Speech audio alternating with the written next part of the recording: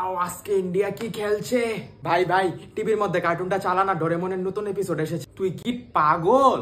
এখন কোনো channel change হবে না, এখন ইন্ডিয়া পাকিস্তান ম্যাচ চলছে। ক্রিকেট হলো জজবা জজবা, তুই যেটাকে দেশের জজবা বলছিস না, এটা আমার ডোরেমন দেখে আসে।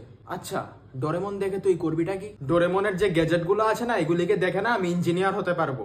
ইঞ্জিনিয়ার না তো, ডোরেমন দেখে তুই কার্টুন হবি, কার্টুন। ঠিক আছে, যখন মা আসবে না তখন দেখিস। আচ্ছা কি করবি মা আসলে? কোল্ড ড্রিঙ্কসটা জানে কে খেয়েছিল?